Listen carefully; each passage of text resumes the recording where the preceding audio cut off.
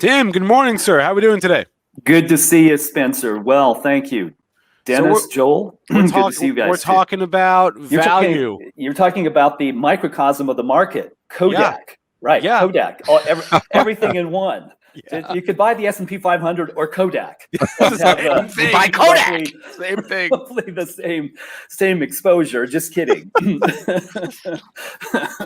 What are your thoughts here? Let's bring it back. Let's get Tim's thoughts, though, because he's got a lot of value names that he looks at, too. Like, we've obviously seen a significant rotation from value or from growth to value.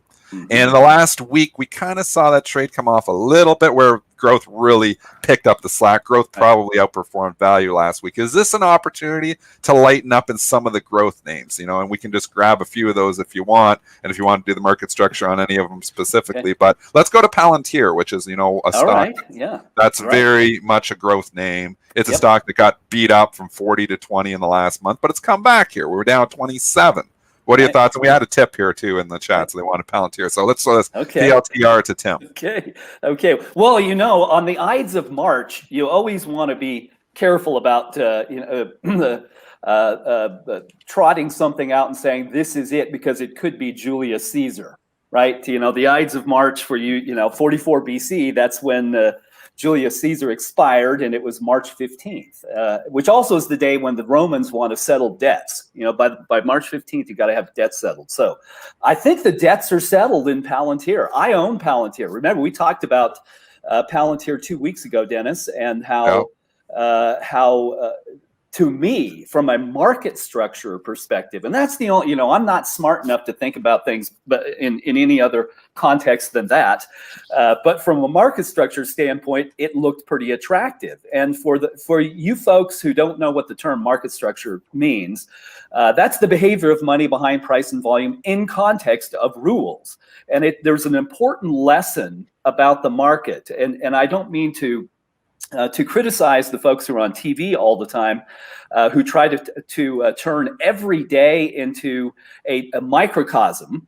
So at 2 p.m. Eastern time on CNBC, somebody will say, well, notice how materials are up and tech is down. This is the reopen trade. And this is about economic growth. No day is a microcosm. It is not how the market works, particularly when 65% of assets, and I'm coming around to Palantir, we'll take a look at this, but I think this is an important concept heading into options expirations Wednesday through Friday this week. That the market does not give you a microcosm every day, particularly with 65% of assets now in passive vehicles like indexes, quants, exchange traded funds. There are 18% of market cap ties to derivatives like options and futures. And those things have time frames and patterns and context. And so if you bought tech on Thursday and then Friday they went down and you say, oh, I've missed the cycle of one day. One day is not a pattern. One day is not a trend. One day is not a cycle. So let's talk about, I'll share my screen here and let's answer the question about Palantir. And how would you know? The hardest thing for any of us as participants in the market is to know when to do something. There are all kinds of great stocks and lousy stocks. Let me get myself out of the way. But how would you know when to do something? So for those following along, this is Market Structure Edge, marketstructureedge.com. You can do this. It's free for a couple of weeks, no credit card needed. But this is how I think about the market. Here's Palantir in the Benzinga Ides of March, the Ides portfolio. So here's how I think about this.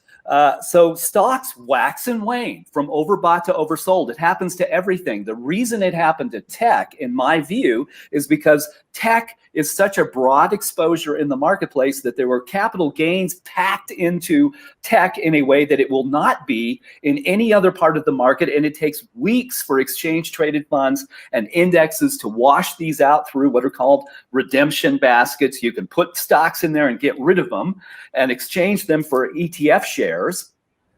And when they bring them back, it'll be at a stepped up tax basis that you and I don't get, but Kathy Wood will, and BlackRock and Vanguard and State Street will, and that's what's occurring here. So here's Palantir. All you have to know is the dark line is price, and the lighter colored smoother line is sentiment.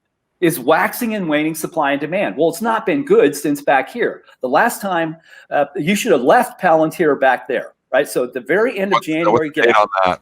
Right here, I would say once it starts to tick down, you might miss this little bump, but right here, about the 4th of February, get out of Palantir. Yeah. Now look where it is. So here's short volume. Short volume was 60% of the trading volume then. Not a good time to be in this stock. Now, short volume is half of that. It's 32%, and look at sentiment. It's ticking up. Well, you want to buy the uptick. So I bought it at 25, so I'm up 7%, and I may not stay around long, but that is a pattern that tells me that demand is returning to Palantir.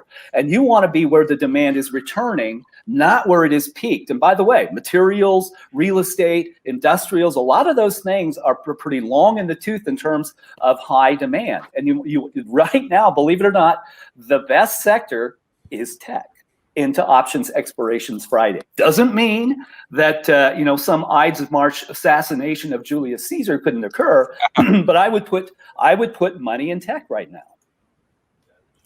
Even though we've had this rally, because I just look at the Qs and I think we went from 300 to 320, and it's like, oh, now we just had I think it's the rally to sell. So I just, from a technical perspective, because the Qs topped out at 320, but you still think fund flows here continue to move into tech. I do, and it doesn't mean it won't be linear, and it doesn't mean that the technical signal isn't a good reason to take short-term gains. But remember that if you take tech and you sprinkle it across tech, communication services, consumer discretionary, where Amazon is, and Amazon actually looks the best of the FANGs at present from a market structure standpoint, it's 50% of market cap. How long will it take for indexes and ETFs to reweight into tech when it's 50% of market cap? Can't happen in 3 days. It might take 2 weeks. And we'll be right into options expirations. They're going to use futures and options to try to substitute. They won't use all stocks. It'll be stocks, and then 10% of it will be options and futures. Well, I don't think that that's done yet.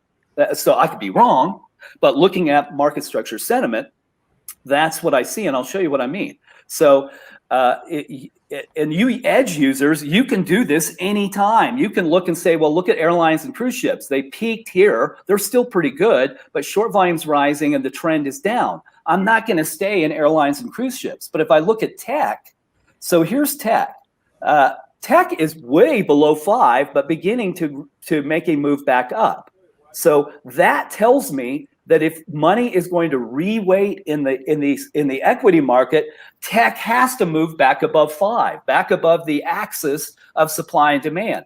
Could I be wrong? Yes, but mathematically, this has almost always been true. And how long will that take? 4 or 5 days, I would say, yet. Let's go look at those airline stocks. We got news on a few of them this morning. American Air is trading up substantially. Delta's trading out, breaking out. AAL, let's just see what the market structure looks like on this. $24.44, up another buck here this morning in full breakout mode here. But what's your system say?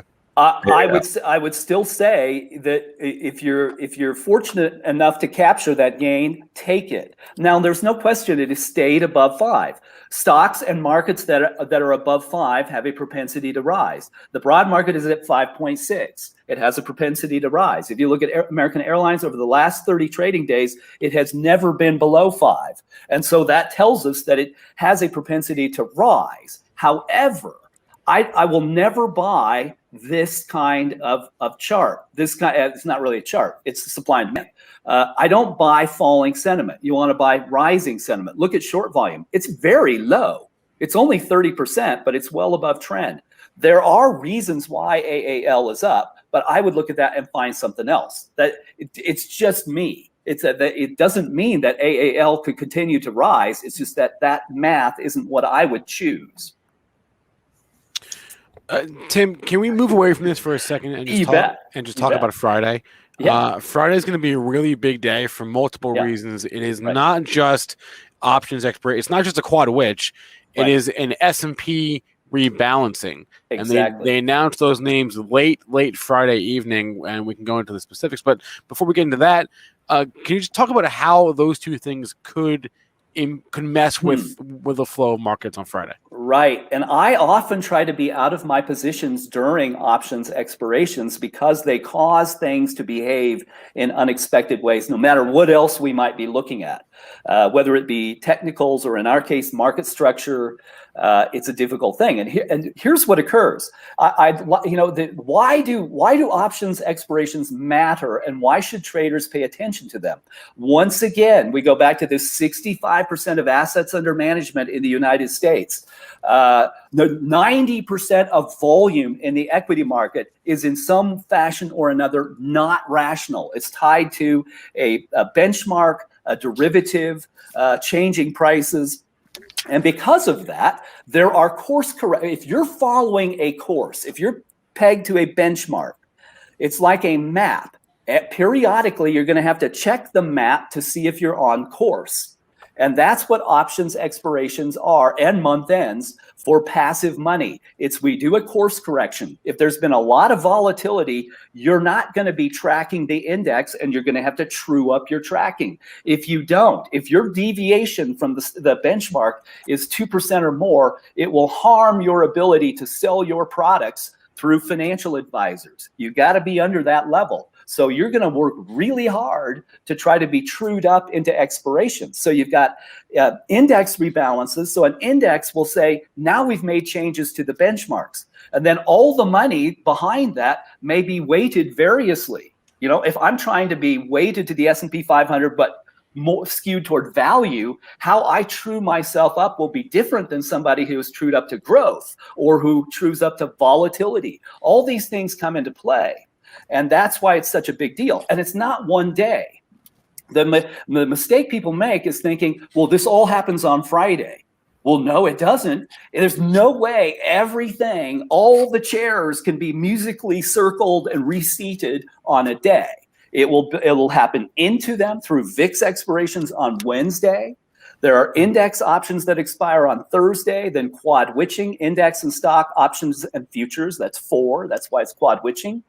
All on Friday, plus index rebalances. Then on Monday, a whole new series begins trading. Tuesday, the banks that help everybody true up, they're going to have to sort out their hedges. All that stuff is messy, lumpy stuff in a market that has no liquidity. And so that's why this is a very big deal. Why'd you say no liquidity? Because look at this. Look at our screen. So Delta Airlines, huge company, can only trade $6,000 of stock before the price changes. And look at this, 44% of the trading volume is borrowed. That's a pretty good number. Anything below 50 is okay. Look at Royal Caribbean, 55% of the trading volume is borrowed, short, manufactured out of thin air. That's because there is very little liquidity. You know, as we've talked about this before, if I have a beer, which I would if I were in Germany because you can drink beer for breakfast. I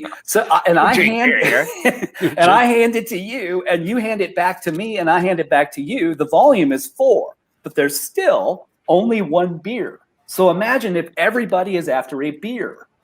Well, there aren't enough to go around, and that's the reality of the stock market, and it's why it's so difficult for big money to move, and why it uses options and futures instead. If I can't buy this basket of stocks here, I might be able to go to Goldman Sachs and say, hey, give me a futures contract that represents all this stuff. Well, then Goldman Sachs is going to go hedge itself to provide that contract, and then the people on CNBC will interpret this as a reopen trade, and it's got nothing to do with that. It has to do with these market forces that clash into each other. But we can see all of that. That's what sentiment and short volume show us. They show us the trends and the ebbs and flows and where is money going. And I think it's going to tech. That's what I think. All right, Tim Quast, he joins us every Monday from Market Structure Mondays. He is the founder and CEO of Market Structure Edge. The link has been up on the screen there for the last 10 minutes. I also put it in chat. Tim, we'll talk to you next Monday after this whole thing shakes out. Tim, one suggestion. You could change your name, your last name, and put an N instead of an S in there. And I would be the majority owner of BMW. Exactly right. Quant. Quant. We appreciate your insight as always. Thanks a lot, Tim. Always fun to see you guys. Thanks, Have a good week.